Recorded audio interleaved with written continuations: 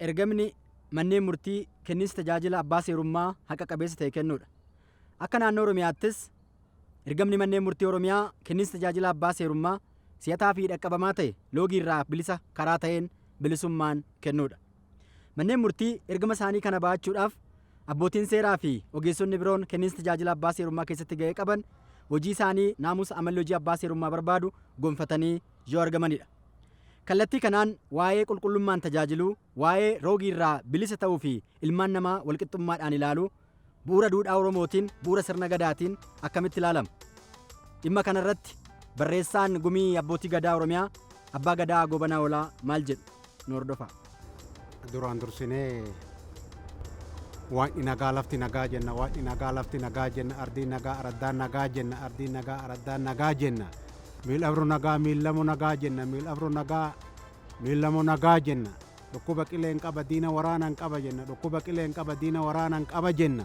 Nagee Gobanaa Oolaa Reessoo Abbaa Gadaa Tuulamaa fi barreessaa gamtaa abbootii Gadaa Oromootiin jedhama. Dhugaan maali inni ka jedhu Oromoon, dhugaan ilmoo waaqi jedha Oromoon. Oromoon dhugaan oolee bule, dhugaan oolee bule kalee dhugaan ilmoo waaqa hoggattoo jedhu namni hunduu dhugaa hin sodaata. Ilmoo waaqa waan taateef sodaata. Wanti immoo sodaatuuf immoo kara badii akka hin deemne, kara dharaa akka hin deemneef Oromoon dhugaa dursa dhugaan ilmoo waaqa jedha. Kanaaf Oromoon haqa dubbata. Kanaaf Oromoon wal sobu. Kanaaf Oromoon wal mooksu. Kanaaf Oromoon jaalala walii qaba. Kanaaf Oromoon wal amanuu qaba. Achi keessa jirti jechaadha dhugaan. Kanaaf Oromoon dhugaan ilmoo waaqa jedha. Sabni keenya kun, sabni Oromoo kun saba fayyaalessa, saba jaalatamaa fi saba kabajamaa, saba bal'aa gaafa Afrikaatirra jiraatu, darbee ardii fi ardii Awurooppaatii fi ardii Afrikaa keessa jiraatu. Sabni kun kaleessas mootii qabaa, har'allee mootii qabaa, har'alleen hayyuu qabaa, hayyuu sanitti bulaa, har'alleen sirna ittiin bulu qabaa, sirna ittiin bulfatu qabaa. Sabni Oromoo kun saba sirna Gadaatitti bulu, gaafa sirna Gadaatitti bulu kan ammoo mootii isaatitti bulaa. Mootiin isaa suni gaafa mootii ta'ee muudamu ergaan rabbiitillee keessa jirti nama kana. Maleekan illee maddii jirti, maleekan Oromoo maddii jirti. Mootii ta'eeti akkasitti saba Oromoo kana gaafa sabni Oromoo kun itite, gaafa sabni Oromoo kun saba Oromoo ta'ee dachee bal'aa kana qabate akkasitti bulaa, turaa, wal bulchaa, horee Oromoon faca'ee as gahe.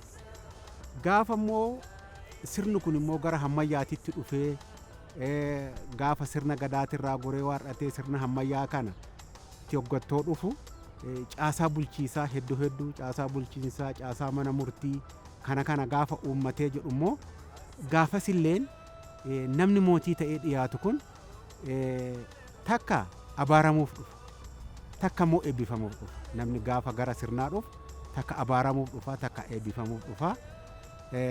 Achi keessatti immoo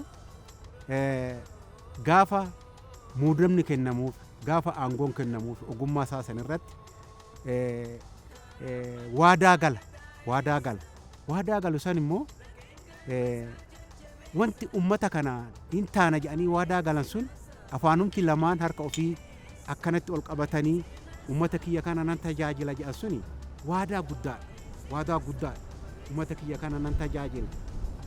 Wannan baradhe saniin ummata kiyya kana halkaniin jehu guyyaadhaan jehu ummata kana nan jijjiira jedhee warrateeti aangaan tokko harka ol qabee waadaa gala. Waadaan suni waan guddoodha. Aangaa'onni tokko amma waadaa san hin cabsu. Duubni isaaniin bareedu. Waadaa ummata Oromoo san waan cabsaniif waadaa gaafsan harka ol qabanii waadaa galan san waan cabsanii duubni isaaniin bareedu. Aangaa tokko duubni isaan bareedu. Waan haqni dabuuf waan ummanni kun amanee waarrateeti immoo haqan argadhan jedhee hoggattoo dhufe haqni sun hoggattoo jalaa miliqu hin boo'a. Dubartii yoo taate hin boochi. Dhiiras yoo ta'e hin boo'a. Wayin hin dhama'a. yeroo ammaa kana geeffata faa deema karatti qabeenya fixata karatti rakkata karatti immoo kan deemnuun makiinaa fa'a makiinaan faa garagaltee ni du'a maatiin tokko akkasitti yoo dararamu nama haqa jalaa dabsisan haqa barbaaddatoo gottoo deemu rakkina hedduutu nama san qunnama.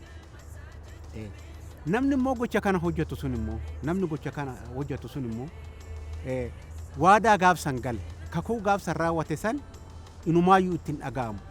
Olii bulee immoo turee immoo itti dhaga'ama. Kan immoo daba godhu san kan immoo dhara godhu san battalatti irra gaawaa. Aangaan tokko harmalee saba Oromoo kana yoo saame harmalee saba Oromoo kana yoo jaanjesse tokko boqonnaa sammuun argatu. Boqonnaa sammuun argatu. Waan saamuuf boqonnaa sammuun argatu.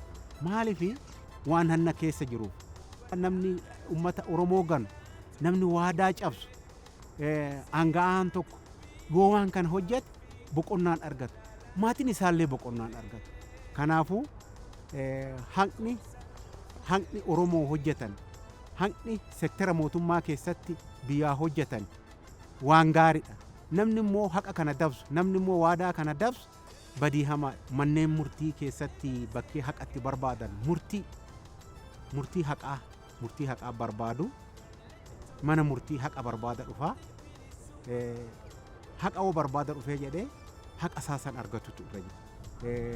Wanni micciiranii namarraa nyaatan si micciirtetuma si baafti si micciiramiituma keessaa si baasa. Kanaafuu abbootii aangoos haa ta'u sektara mootummaa keessa namni jirtan ijoollee Oromoo taatan yoo Oromoo taatan yoo ilma Oromoo taatan ummata keessan kana uf cuunfatii hojjedha. Ummata keessan kana hin danqina. Ummata keessan kana hin dararina. Ummata keessan kana haqa kenna. Ummata keessan kana haqa barbaada. Nama lamatti isin bira dhufa. Tokko dharaan deema tokko dhugaan deema. Kana addaan fo'adhaa kana Waaqayyo isinii haa ibsu. Kanaan ummata keessan akka tajaajiltan kan jedhu dhaamsa qaba.